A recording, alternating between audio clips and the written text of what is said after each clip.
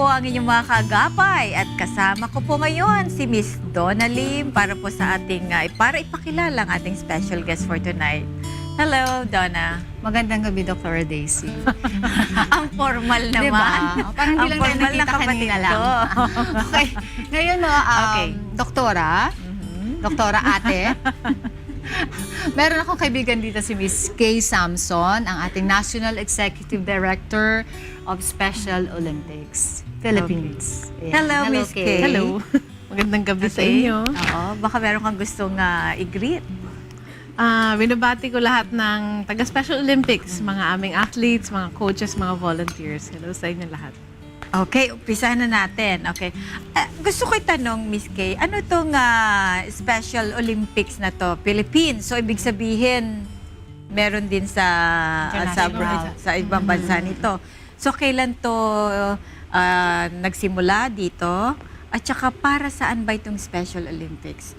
Meron ba kayong mga mission, vision dito and activities? Ang Special Olympics, nag-start siya sa Amerika noong 1968. 68. Oo, at ni-start siya nila Eunice Kennedy Shriver, yung mga pamilya ng Kennedys. Ni-start nila to dahil meron silang kapatid na may intellectual disability. Okay, so sila yung founder Sila talaga yung nito. founder. Okay. And then, dahil napagod sila sa kaka-discriminate doon sa kanilang kapatid, sa mga sports, sa mga school, hindi sinasali. So they decided to put up this organization na sabi nila, bakit kaya naman nila eh. So ipakita natin. So they gathered a group of persons with intellectual disabilities, as pinaglaro nila, pinag-sports, and then they found out that through sports, nakaka-excel sila. Sometimes, di ba, pag sinabi natin may special needs, kadalasan may delay cognitively or physically, may delay. Pero nakita nila, pag nagpa-practice sila, nagsusports, nagko-compete, ang laki na nagbabago. So it started in 1968. And then, 10 years after, na-spread na siya sa Philippines. So, matagal na rin Matagal pala. na to sa Pilipinas. Pilipinas. Oo. Pero kulang pa rin ang ating recognition. Di pa tayo masyadong kilala. How many chapters na itong? In the dito sa Philippines, we have 15 chapters. Meron tayo sa Visayas, nandiyan ang Cebu, Mandaue, Iloilo, Cadiz, Bacolod. And then we have in Northern Luzon, La Union, Baguio, nandiyan din. And then also in Mindanao, we have in Cagayan, Davao, and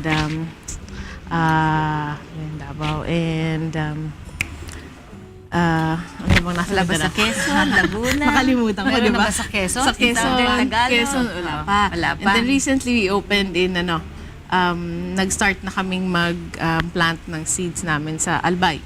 Okay. So, ano yung mga activities ninyo dito para sa mga ating mga special Yung, people? I guess yung katatapos lang, no? Nagkaroon kami ng Unified Dance Walk. Unified Dance Yan, ito yung Walk. pinapakita So, namin parang sa likod. parang medyo bago sa pandinig ko. Unified Dance Walk. Meron kasi walk lang eh. Di ba? Oh, Merong merong dance fun lang. run, May merong fun run. walk, So, oo. ito pinagsama. So, paano ginagawa itong dance walk? Habang lumalakad, nagsasayaw? Yes. Si Donna yung aming leader. Nakikita niyo. Si Donna nag-choreograph. Natutuwa ako kasi na-invite ako ng Special Olympics. And this is a first time sa Philippines nagkaroon ng Unified Dance Unified Walk. Dance Walk. When we mean unified, it means that we are already putting together people with intellectual disabilities and without. Pinapakita namin na there should be inclusion, there shouldn't be discrimination. Na napakita na pwede naman eh. Hindi naman kailangan may segregation. Oo, tama. Nakita ko yung this is Special Olympics in partnership with AFP. Pwede malaman anong naging role ng ating Armed Forces of the Philippines. Malaki ang naging role nila dahil number one, they provided the venue. Nandun tayo sa Camp Aguinaldo. Number two, ang laki ng suporta ni General Katapang, ang ating AFP Chief of Staff. Siya mismo nagpirma ng yes, gawin natin to. Tapos siya mismo nag-offer ng doon natin gawin sa Camp Aguinaldo because he saw that kailangan to eh. Kailangan natin, meron tayong population na na kailangan ng pansin, kailangan ng tulong, kailangan ng kasangga. Oo. So, through AFP, nagawa yon kasi in-offer din nila yung kanilang sports division. Kaya nagkaroon tayo ng sports afternoon dance. Nakakatuwa kasi nung during my interview sa kanya, sabi niya, we are now the new protectors Yes. of persons with disabilities. Totoo yun. Oo. Totoo yun. Because in other countries, in the United States, yung Special Olympics International, ang aming talagang what we call them the guardians of the flame. Yung aming lahat ng police, lahat ng army in other countries. So ngayon, nakatutuwa kami na umpisa na sa Pilipinas. So, itong Special Olympics na to, meron ba itong parang sports competition? Like Abroad. sa abroad? Or meron ba kayong ipinapadala sa Oo, abroad? meron. So, Okay. babalikan ko ang Special Olympics, when we say Olympics, di ba alam natin agad it's sports. Sports. Una-una, tanong ko muna may ikat, sino yung pwede mag-join? Yan. Ang say Special Olympics. Oo, this is a sports organization for people with intellectual disabilities. Intellectual disability. So, meaning, hindi siya yung may physical disabilities. Yes. Oo. Siyempre, this is sports eh. Oo. So, ito yung may mga may autism, may Down syndrome, may mental delay. So, sila yon. So, basically, sa dami na ng medical terms ngayon, nandyan yan sa 70% below IQ. So, Special Olympics is the largest sports organization that caters to them. Kasi wala naman eh. Pag sinabi mong sa Olympics, may nakita ka bang meron intellectual disability? Wala naman, di ba? Kasi ibang category daw sila. But in Special Olympics, we train them regularly. We give competitions year-round. Nandyan, meron kami international competitions yearly. And then we have the biggest world games where we have 7,000 athletes competing. Every 4 years yan. So, actually, next year, 2015, pupunta kaming LA. Wow. So, we will be sending 36 athletes to Los Angeles to compete. Yes. So, iba-ibang sports. So, sinasabi nyo, ang pwede lang ditong mag-join is those people or those kids na merong intellectual disabilities. Pero kasi, merong yung mga naka-wheelchair. Malalakas But they yung upper do body good in nila. basketball, like yung magaling sila sa, call this, yung weightlifting. Yes. May mga nagcha-champion din o sumasali na gano'n. Pwede ba? They Are can they- join or yes. ano? Dalawa yun. Special Olympics is mainly for those with, again, intellectual disability. Meron din tayong Philippine sports for the differently abled. Or the Differently abled. Paralympics as Oo. So, mas talaga kilala yun. yun. Sila Yeah, yung I sa remember physical Paralympics. Yun lang. Yes, to. so they are for more for physical disabilities. Pero sa Special Olympics, marami din kaming may physical disabilities. Bakit? May multiple disabilities na yung Oo, tinatawag, di ba? yes. So meron din kaming naka-wheelchair, meron din na kulang ng limbs. Di ba?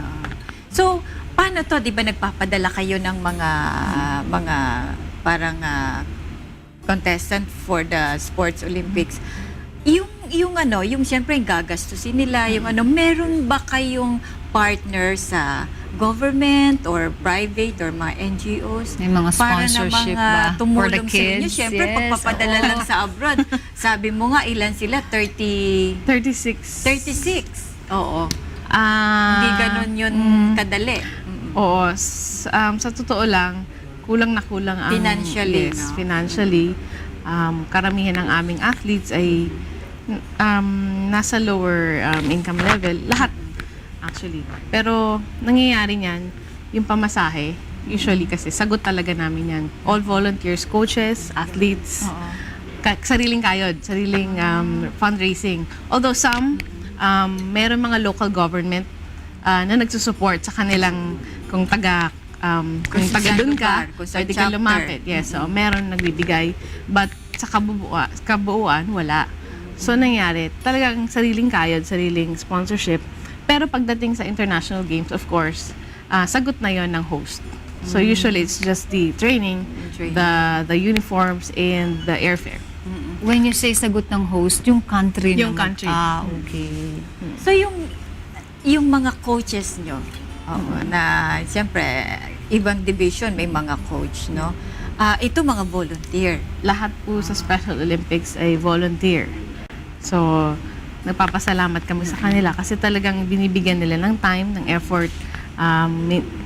Kadalasan, yung mga coaches pa yung nagpapahiram ng money for transportation, gumagastos. So, it's really something na kailangan may puso ka.